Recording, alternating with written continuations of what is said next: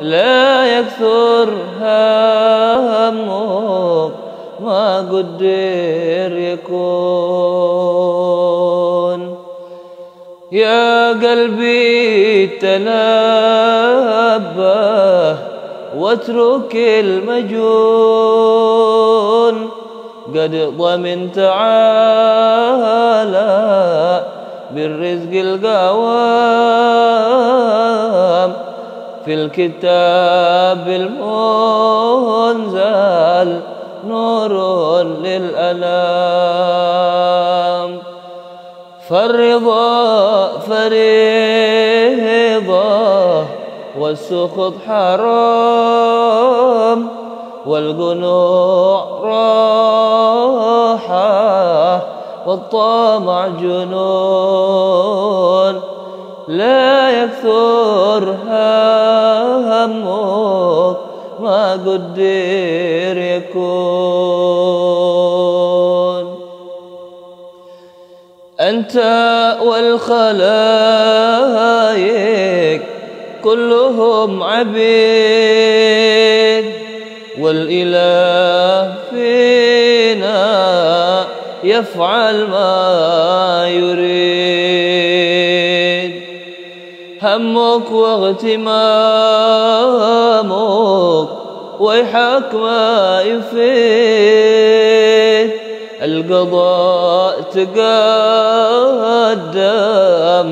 فاغنم السكون. لا يكثر همك ما قدر يكون. الذي لغيرك لا يصل إليك، والذي قسم لك حاصل.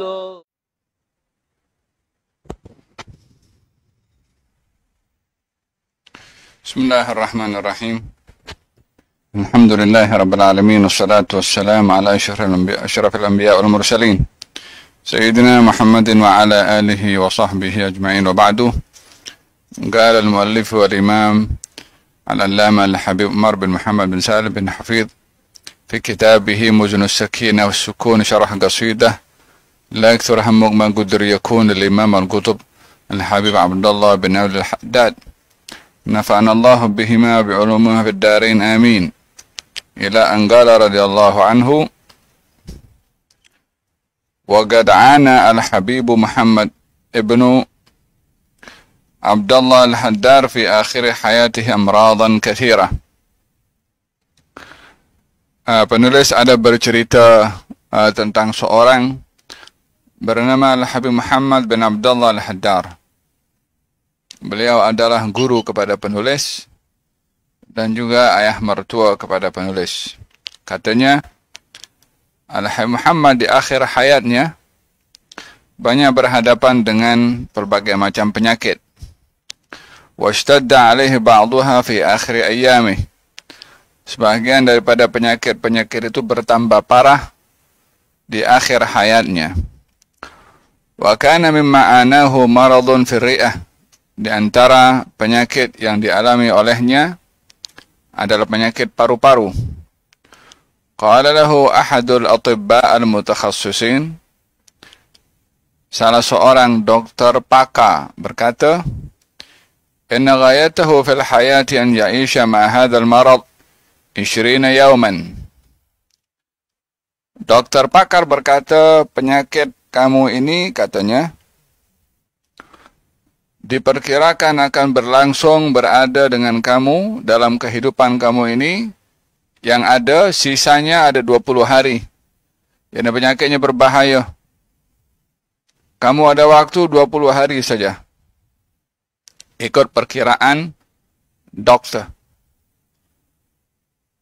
Fa'asha aktsara min 20 sanah. Beliau hidup lebih daripada 20 tahun.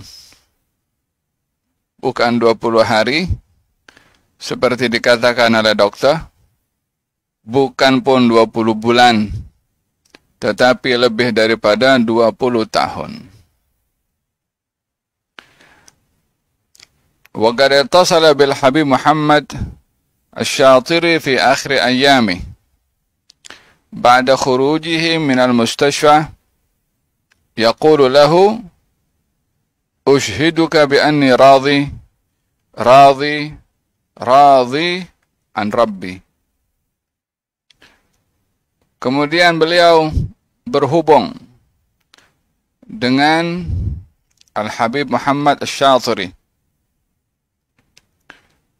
Al-Habib Muhammad bin Ahmad Asy-Syatiri, di akhir hayatnya, setelah beliau keluar daripada hospital, dan dia berkata kepada Al-Habib Muhammad Asy-Syatiri, saksikanlah kalau aku ini ridha, aku ridha terhadap Tuhanku.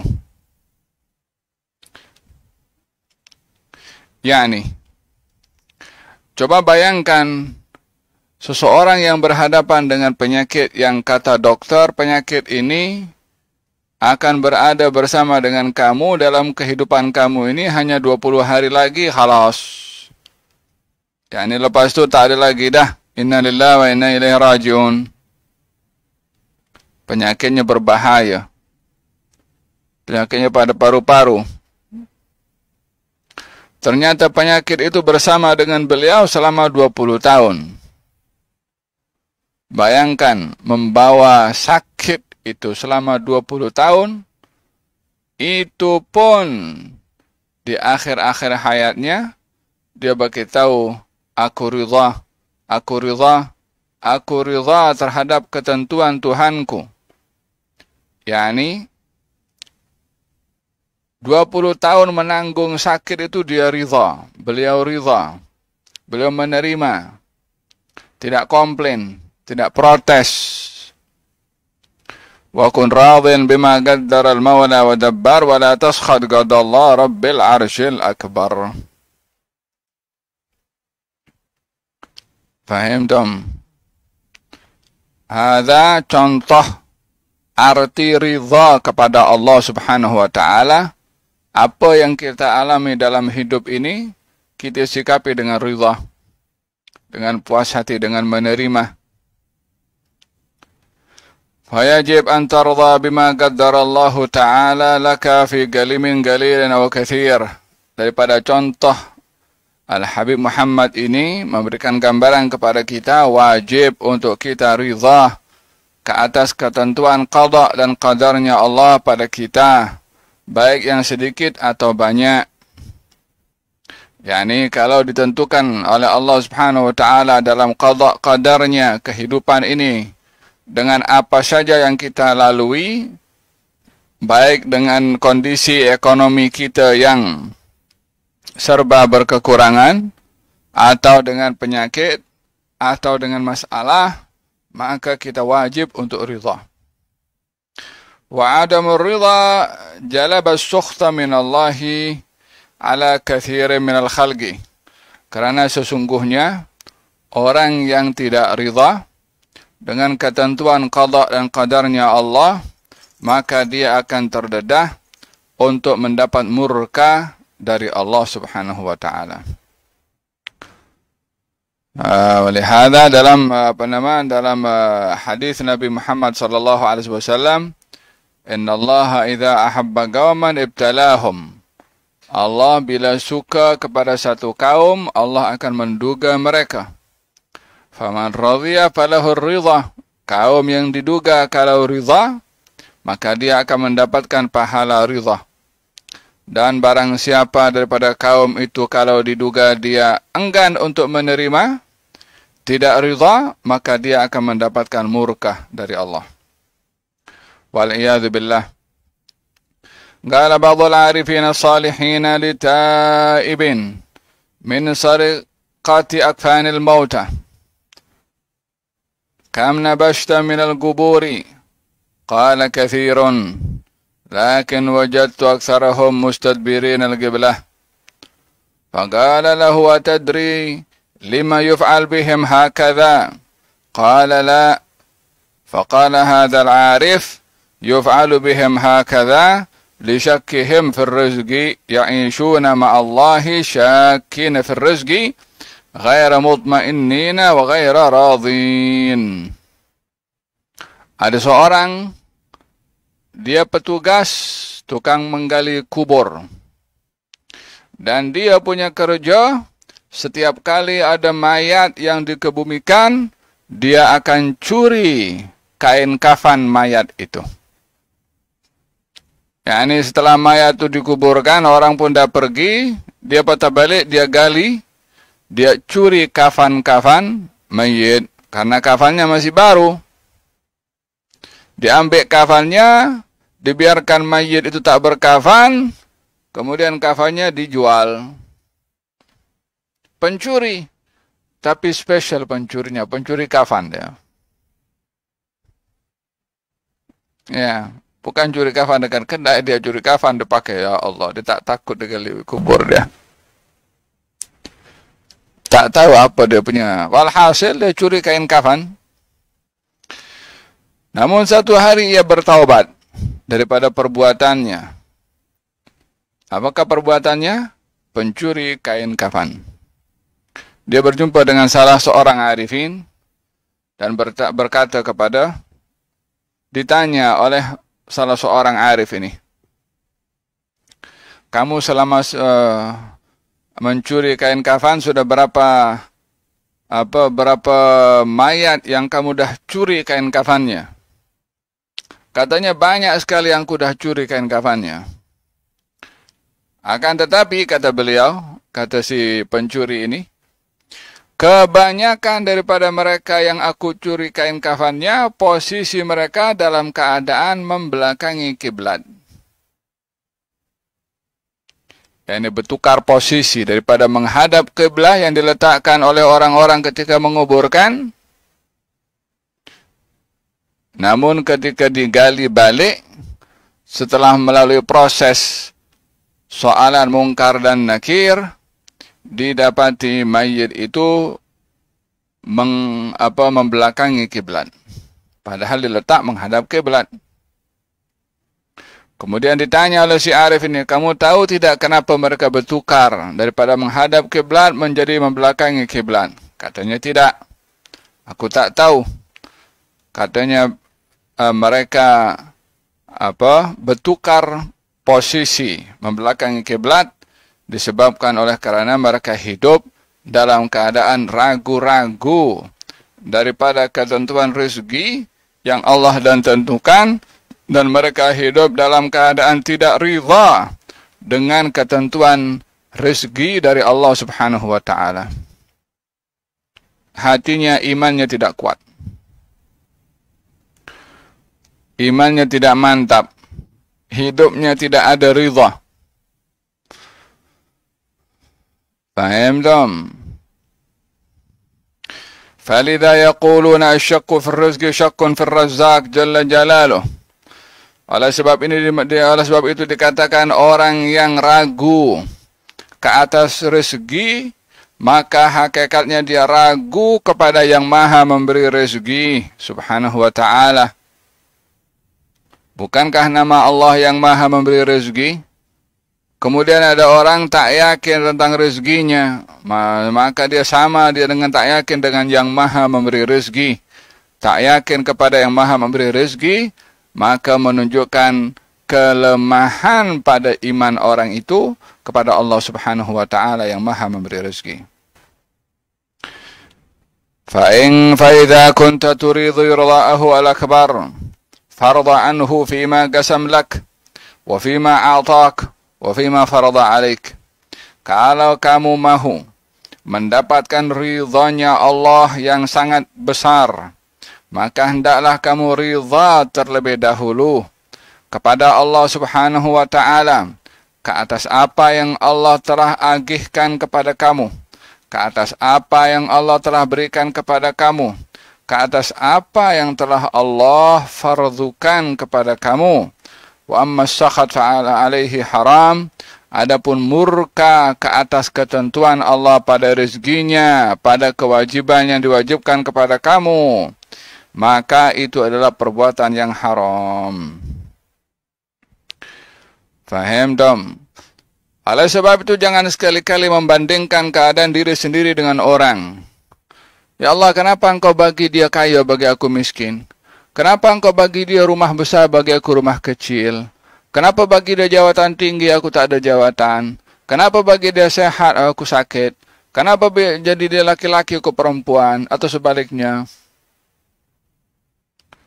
Membandingkan diri dengan orang lain, dengan rasa tidak puas hati dengan apa yang diberi oleh Allah, maka akan menyebabkan dia tergelincir kepada keraguan-raguan ke atas apa yang Allah sudah tentukan. Tidak lain dan tidak bukan pada manusia hanya boleh berusaha. Apa natijahnya serahkan kepada Allah Subhanahu wa taala. Fahimtum? Fala tastahin bil galid wa la tastakhif bil yasir. Jangan sekali-kali kamu memandang remeh pada yang sedikit kalau datang daripada Allah Subhanahu wa taala. Fahimtum? Kita dapat rezeki. Contoh, orang bagi kepada kita. Bagi duit dalam envelope. Dibuka envelope-nya. 10 ringgit dalam hati. Allah, 10 ringgit je. Dibagi 50 ringgit. Allah, 50 ringgit je. Ini melihat sedikit dan kecil pada rezeki yang diberi oleh Allah. Fahimtum? Oleh hadza dikatakan galiluka la yugalu galilu. Sedikit daripadamu bukanlah sedikit. Karena nilai pemberian daripada Allah bukan pada bilangannya, jumlahnya, kuantitinya. Tapi pemberian daripada Allah nilainya itu sikap ketika menyikapi pemberian tersebut. Diberi rezeki oleh Allah, alhamdulillah, berapapun tak kisah. Kenapa? Seakan Allah tak tahu apa kita punya keperluan sehingga kita nak atur Allah, aku nak sekian. Kalau tak sekian aku tak rida. Macam mana itu kan budak-budak macam tu. Faham tu? Siapa yang lebih tahu keperluan kita melebihi daripada Allah Subhanahu wa taala? Kita pun sendiri tak tahu keperluan kita sendiri itu apa. Artinya tidak semua yang kita inginkan itu membawa kebaikan kepada kita. Bukankah di dalam Al-Quranul Karim Allah berfirman fa'asa an takrahu syai'an wa huwa khairul lakum wa asa an tuhibbu syai'an wa huwa syarrul lakum.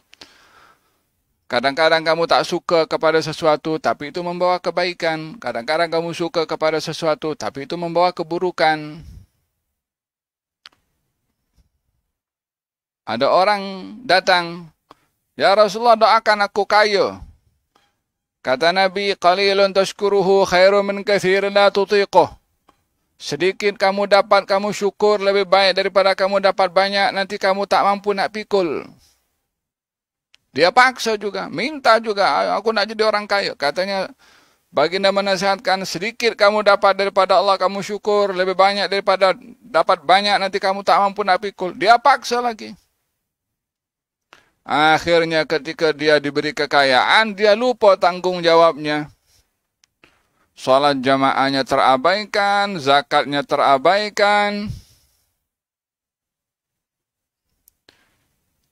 Faham tak?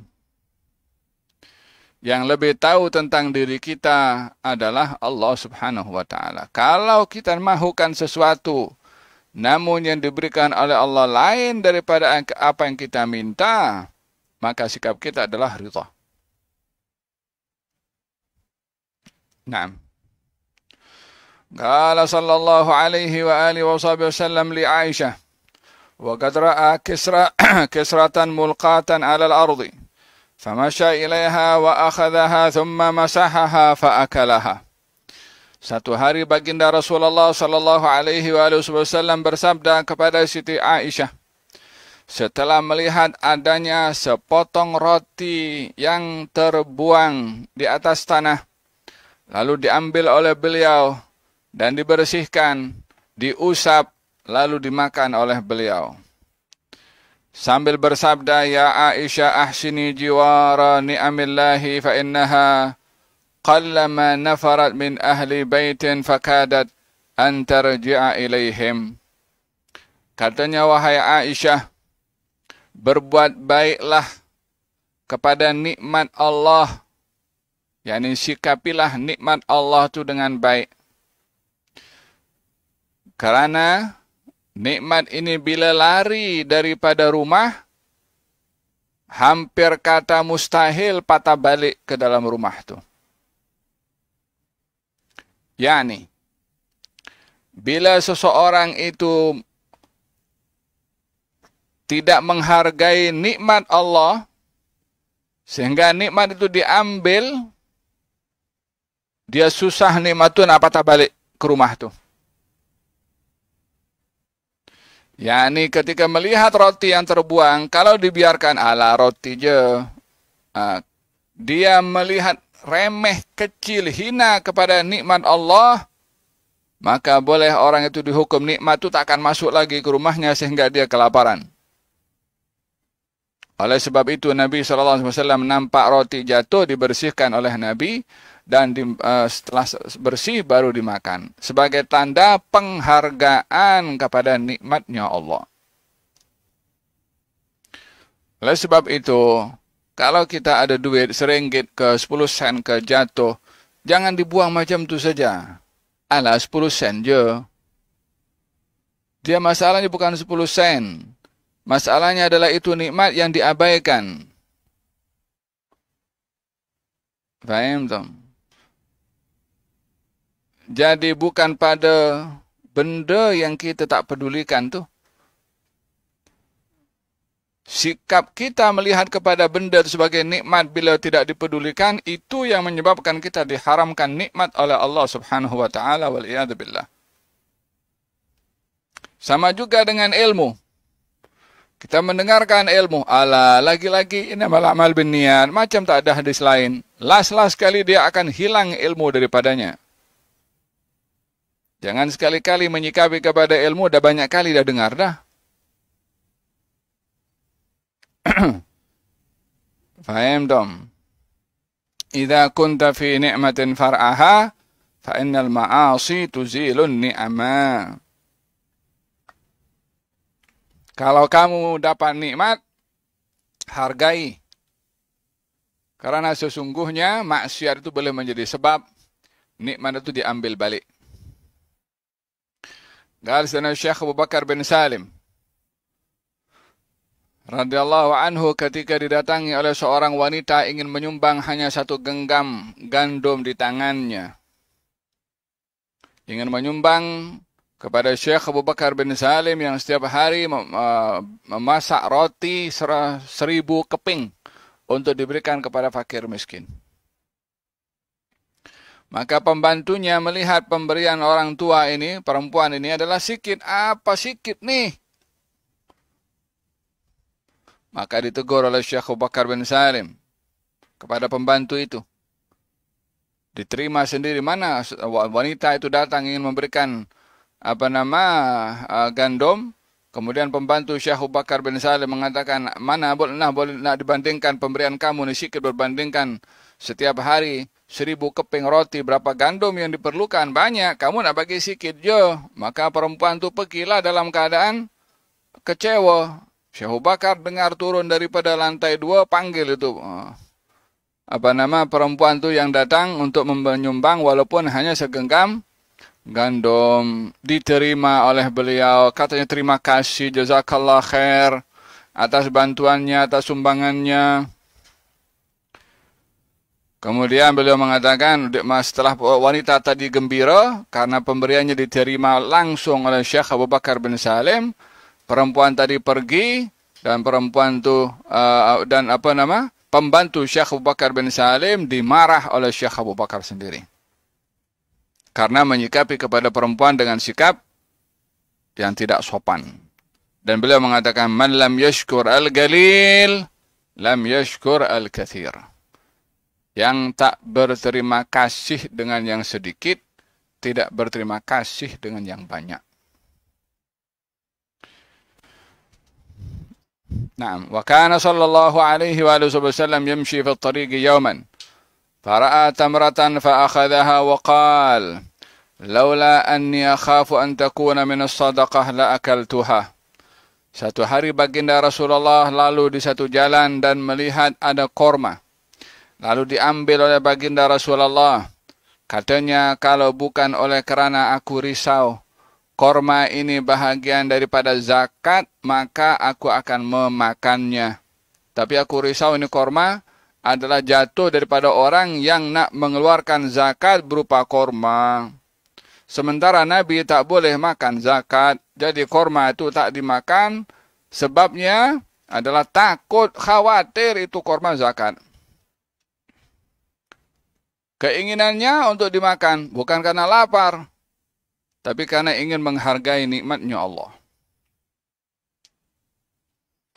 Thumma a'taha liman yakulha. Maka korma itu tak dimakan oleh beliau, diberikan kepada orang lain. Sehingga tidak membazir, tidak jatuh di tanah.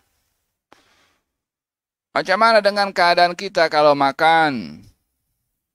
Berapa kita punya lauk, berapa kita punya nasi, berapa yang kita tinggalkan, berapa yang dibuang. Faham dong?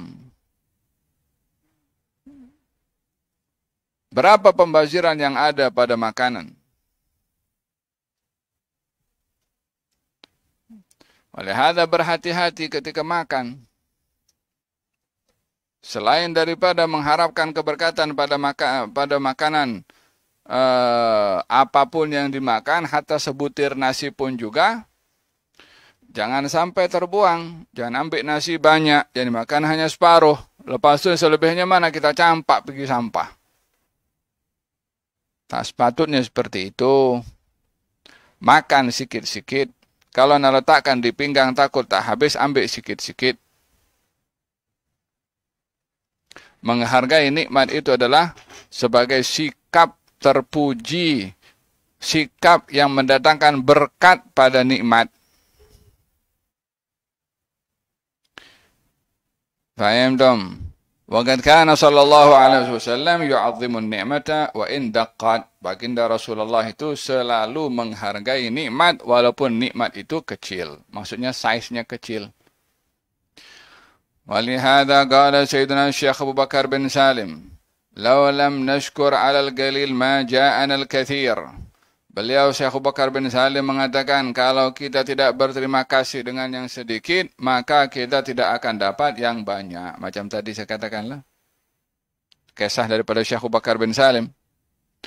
Alhamdulillahi ala ni'ami, segala puji bagi Allah Subhanahu wa taala atas nikmatnya. Wa nahnu al-yawm man minna la yajid ghada'ahu aw 'asha'ahu. Coba bandingkan keadaan kita sekarang. Lalu siapa di antara kita yang hari ini tak makan siang? Atau tak makan malam? Tak ada. Semuanya makan. Tak, bukan hanya makan, ada daging, kan, ada ayam pun, ada kuah, kan. Sebagian orang tak bersyukur. ربما القليل من المسلمين ينزل بهم شيء من هذا والناس في غفلة عنهم لكن عمتنا على غير ذلك.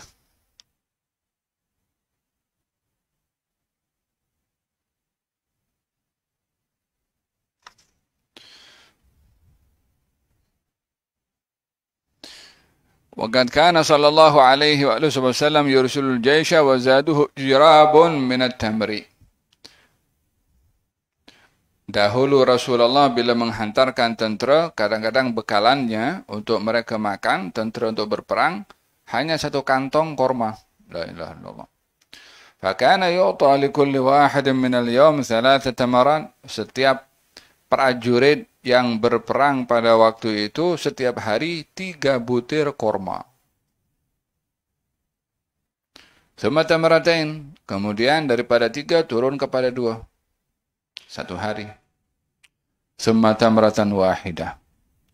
Kemudian daripada 2 kepada 1 buah korma. Ya Allah. Hari ini korma kita campak sana, campak sini. Dah bulan Ramadan habis, khalas. Nah. Tiada penghargaan kepada nikmatnya Allah. Perlu kita mengubah, kita bermuhasabah. Ya'kuluha wa yashrab ma'ahal ma'. Makan korma dengan meminum air. Hatta sa'aluhum. Hal tughni ankum tamrah? Setelah berlakunya peperangan dan kembali semua, mereka ditanya, satu korma cukup ke kamu makan dalam satu hari? Cukup ke satu korma? Ya kan, kita kalau buka puasa kan,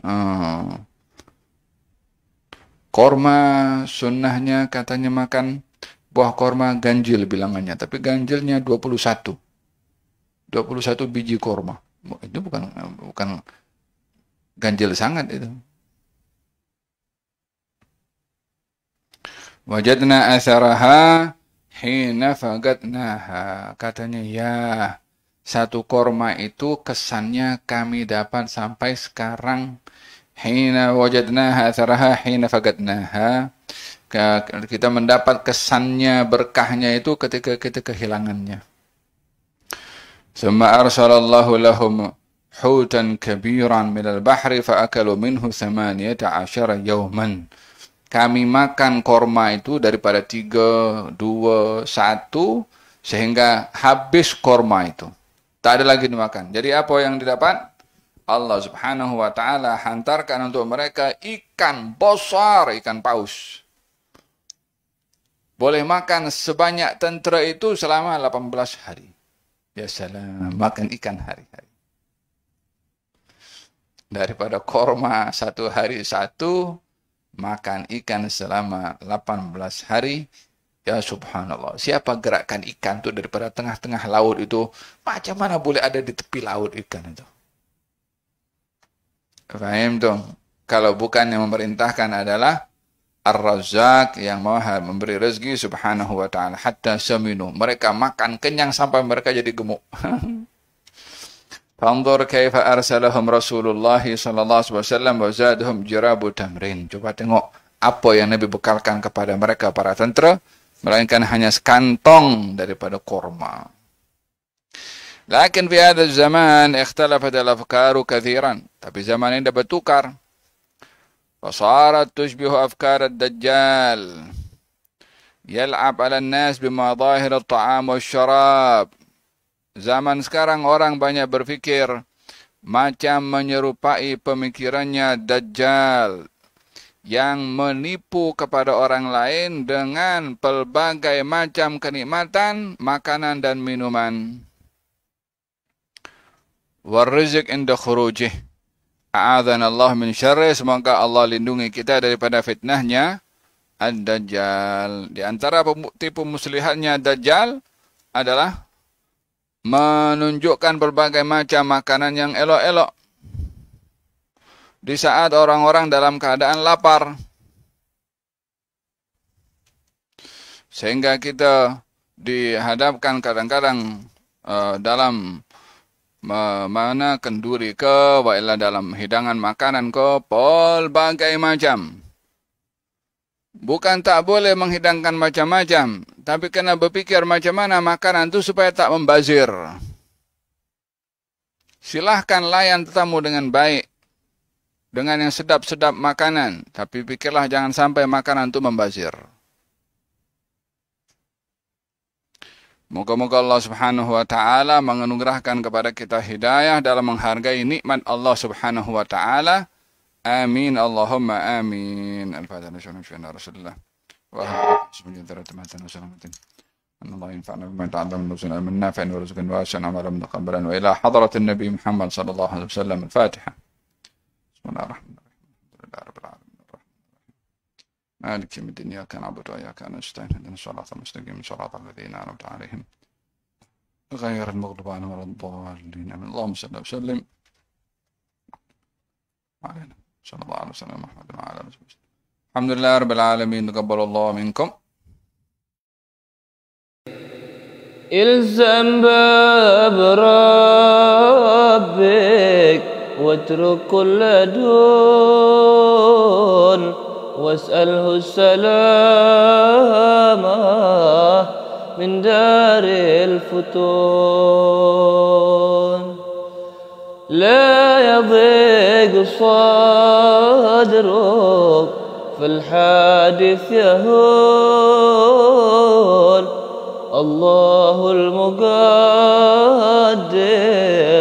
والعالم شؤون، لا يكثر همك ما قدر.